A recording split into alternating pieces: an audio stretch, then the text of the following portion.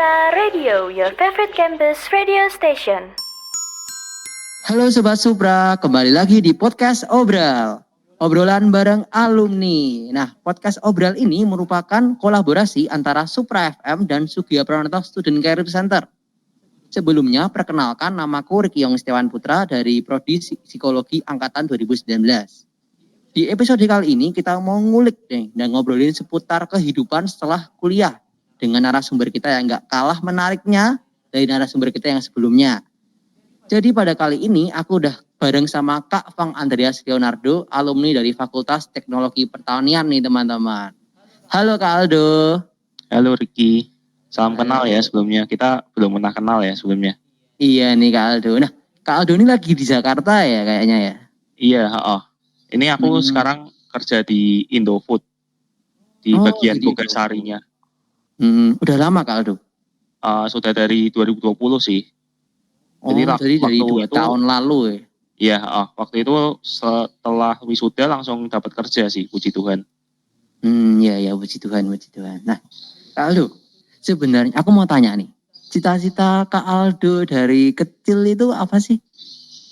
Sebenarnya aku waktu kecil sih, waktu SD atau SMP tuh belum punya cita-cita sih sebenarnya.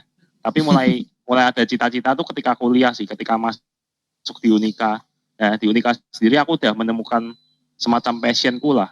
Selama kuliah kurang lebih 4 tahun, ini ketemu banyak teman, ketemu dosen-dosennya.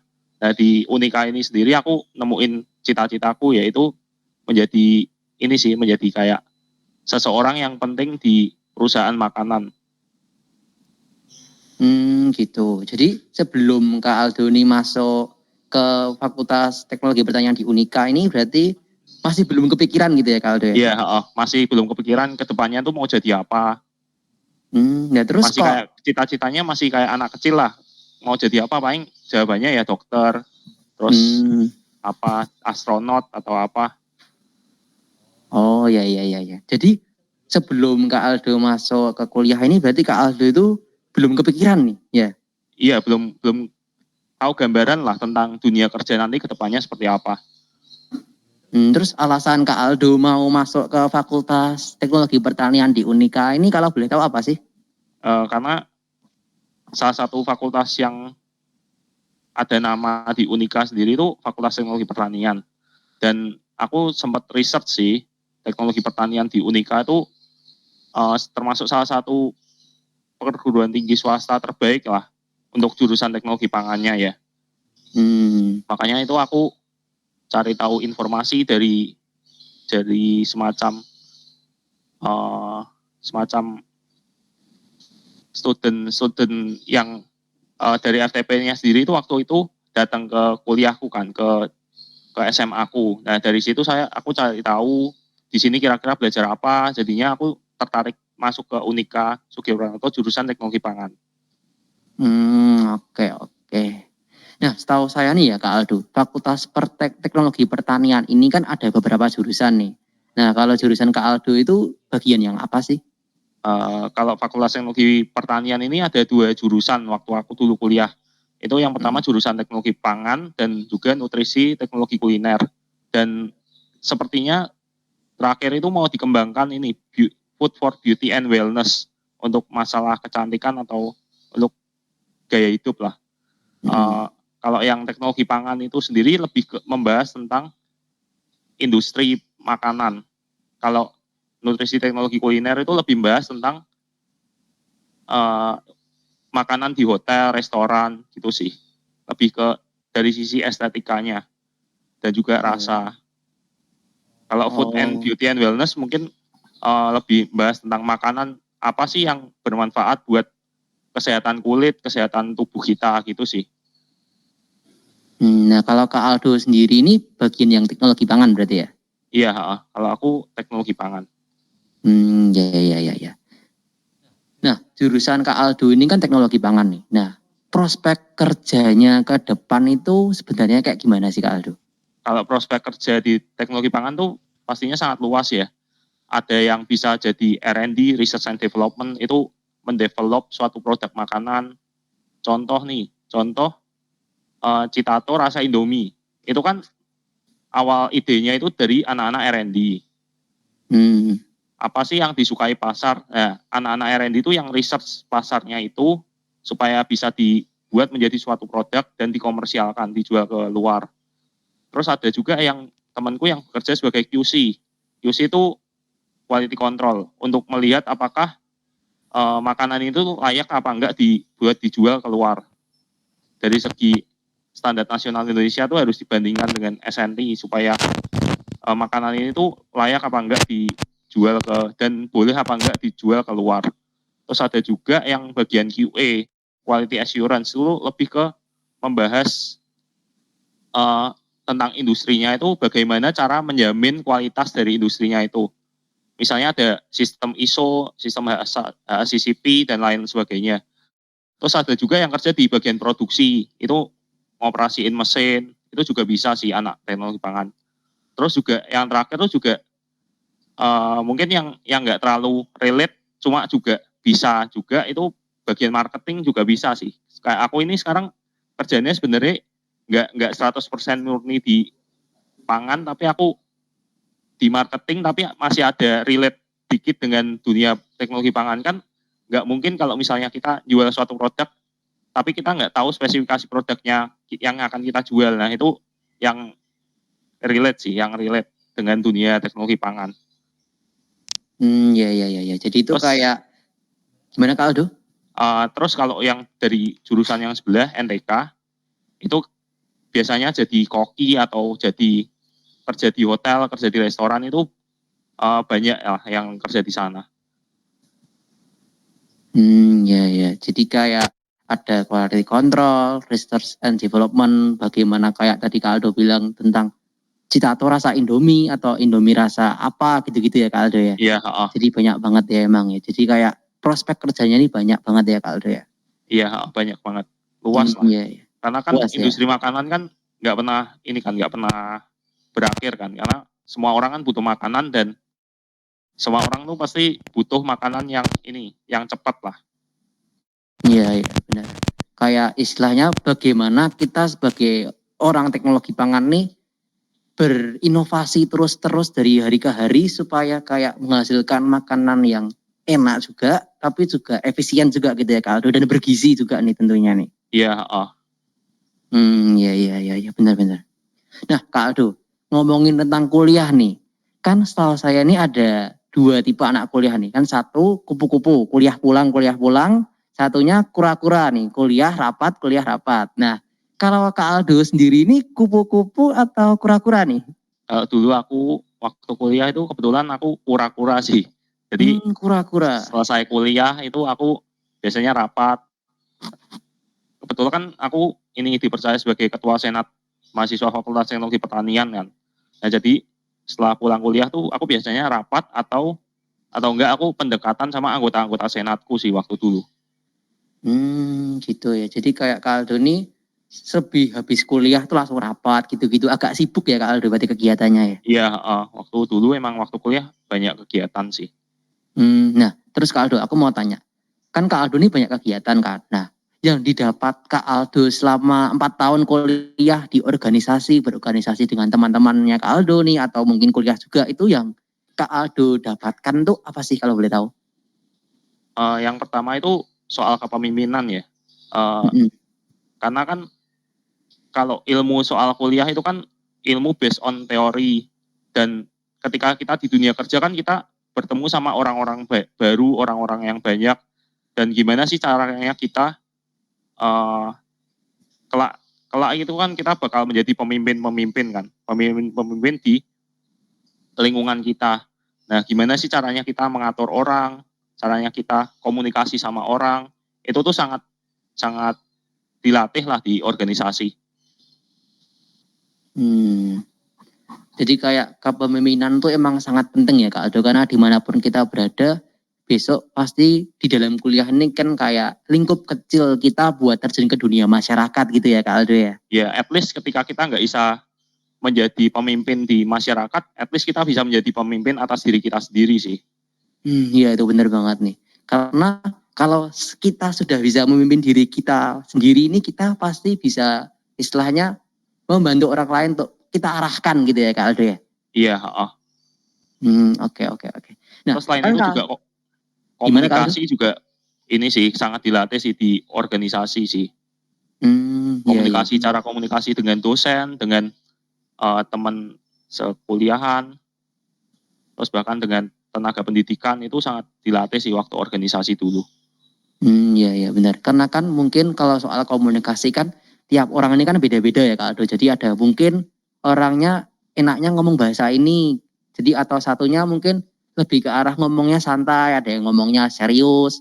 Jadi Kak, sebaik-baiknya kita buat mengatur kitanya tuh mau gimana gitu ya Kak Aldo. Jadi supaya Iya, kita komunikasinya tuh nyambung dan benar-benar tersampaikan gitu ya Kak Aldo ya. ya harus fleksibel sih. Dimanapun kita berada kan kita mesti interaksi sama orang. Ya kita ya harus mau lah. Terutama kan aku dari Semarang ke Jakarta itu kan harus menyesuaikan dengan cara bicaranya orang Jakarta kayak gimana gitu sih. Sangat terbantu lah dengan adanya organisasi dulu.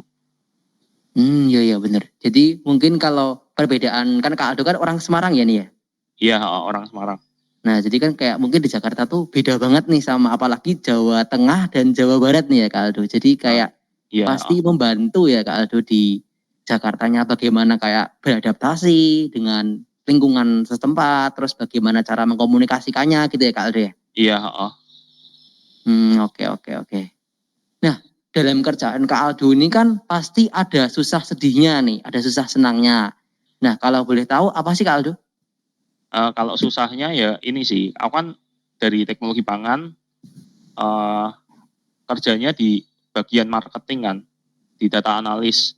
Nah itu susahnya ya harus belajar sih, harus belajar di awal-awal masuk kerja itu harus belajarnya lebih ekstra lah daripada yang lain karena kan karena kan basicku sendiri teknologi pangan dan aku kerjanya di luar teknologi pangan sebenarnya. Kalau dukanya itu, kalau sukanya ya bisa dapat bisa dapat teman baru, rekan kerja baru, itu lingkungannya itu nyaman banget lah buat aku kerja, buat aku berkembang tuh di sini tempatnya nyaman lah. Di Bogasari ini tempatnya nyaman.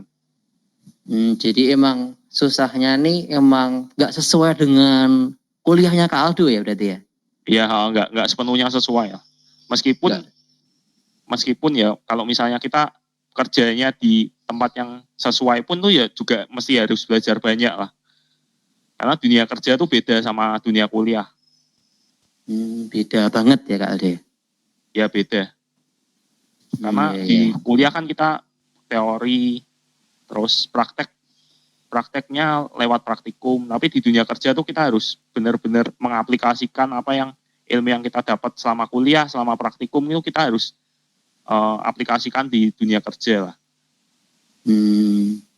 Bener sih Kak Aldo, setuju aku. Karena kalau kita cuman bisa teori doang itu kan kayak prakteknya tuh juga harus perlu gitu ya Kak Aldo, supaya kayak ini di buku kayak gini, tapi ternyata kenyataannya di lapangan tuh loh kok beda lah. Kita belajar dari situ ya Kak Aldo ya. Iya, tapi untungnya itu di Fakultas Teknologi Pangan, Fakultas Teknologi Pertanian, itu ada yang namanya sistem kerja praktek. Itu sangat membantu lah buat anak-anak teknologi pangan tuh mengenal industri di luar sana. Jadi kerja praktek itu semacam program dari fakultas, kita diwajibkan buat semacam internship, semacam bekerja di suatu perusahaan makanan tuh selama 2 bulan. Nah, aku juga belajar banyak lah lewat ini program kerja praktek itu. Jadi, nah kalau boleh tahu Kak Aldo, program kerja prakteknya Kak Aldo ini waktu itu di mana? Dulu aku di Frisian Flag Indonesia, di Susu Bendera. Oh, di Jakarta juga Kak Aldo? Iya, di Jakarta. Kalau boleh tahu tuh waktu itu Kak Aldo ngapain aja? Waktu itu tuh aku ini sih sebagai R&D sih. Oh, R&D. Aku ini pengembangan produk baru sih waktu itu. Kan ada waktu itu di Frisian Flag itu ada produk baru yang belum di launching kan. Nah itu aku nguji ketahanan umur simpan dari produk baru itu sih sama di produknya Frisian Flag itu ya. Umur simpan itu semacam kadaluarsa lah, tanggal kadaluarsa. Oh iya. Nah Kak Aldo, kan sebagai mahasiswa nih ya kita semua nih, kan ingin bekerja sesuai dengan passion kan. Nah, kalau ada tips dan trik nggak sih Kak Aldo, kalau gimana sih caranya kita tuh biar bisa bekerja sesuai dengan passionnya kita? Yang pertama sih kita harus ini sih siapin dari mulai kuliah sih. Karena ilmu yang kita dapat selama kuliah itu sangat membantu kita buat mengaplikasikannya di dunia kerja. Kita pertama harus siapin dari dunia kuliah. Kedua itu kalau misalnya mau dapat kerja ini kita harus punya semacam LinkedIn atau Jobstreet itu untuk pencarian kerja sih. Karena kan kita nggak mungkin kan tiba-tiba ada yang kontak kita dari Instagram gitu kan nggak mungkin kan lewat buat nawarin kerja itu kan nggak mungkin. Nah, kita harus menyiapkan diri, membuat CV kita sebaik mungkin tuh di aplikasi-aplikasi yang mencari kerja itu LinkedIn dan sebagainya. Terus yang ketiga itu kita harus semi realistis dengan apa yang ditawarkan kepada kita. Karena di luar sana itu sebenarnya nggak selalu kita ditawarin apa yang kita inginkan. Kadang-kadang kita yang mesti menyesuaikan dengan tawaran kerjaannya kita. Nah itu tergantung kalian sih. Kalau misalnya emang kalian pertimbangannya emang idealismenya tinggi banget buat dapat kerjaan sesuai dengan yang kalian mau, ya menurutku itu lama lah buat dapat kerja. Terutama kan di dunia di sekarang ini kan lagi pandemi. Nah itu harus lebih realistis sih terhadap apa yang opportunity yang ditawarkan kepada kita.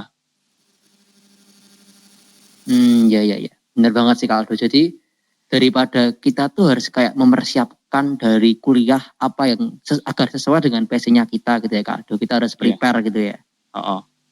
Oke. Nah Kak Aldo, terakhir kata nih Kak Aldo, ada pesan nggak sih yang Kak Aldo ingin sampaikan nih buat teman-teman yang lagi kuliah nih? Mungkin tips dan trik, kan Kak Aldo kan sudah pernah kerja nih di sini, udah 2 tahun mungkin ya, dan sudah mengalami pandemi juga nih dalam waktu Kak Aldo kerja juga itu.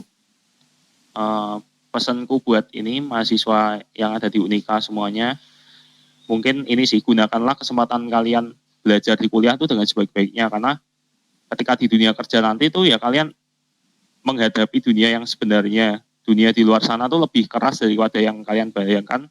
Sehingga kalian harus menyiapkan diri kalian dengan sebaik mungkin lewat kuliahnya sendiri yang sangat harus niat. Terus organisasi juga sangat penting, kalau misalnya ada kesempatan organisasi kalian juga harus ikut. Dan kalian harus membangun koneksi dengan teman-teman kalian, dengan kakak tingkat kalian ataupun adik tingkat kalian, karena koneksi itu sesuatu yang tidak bisa beli di luar sana selain di kuliah sih. Itu aja mungkin pesan dari aku. Oke Kak Aldo, wah luar biasa banget nih Sobat Supra nih. Jadi emang kita tuh harus dalam kuliah ini tuh kayak kita tuh bisa sebisa mungkin kita tuh ngambil ilmunya yang bener-bener ya Kak Aldo. Karena kalau nggak kita ambil tuh kayak sayang banget gitu loh. Kayak koneksi juga penting nih, kita ikut organisasi supaya kita nih juga bisa dapat koneksi lah dengan teman-teman nanti di luar sana ya Kak Aldo. Ketika nanti kita sudah kerja mungkin, kalau kita butuh apa-apa kan ada teman kan jadi enak gitu ya Kak Aldo ya. Iya sih, kayak gitu sih.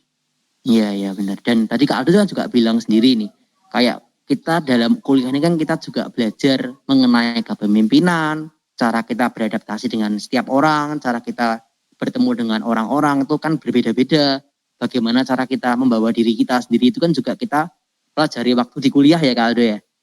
Iya benar.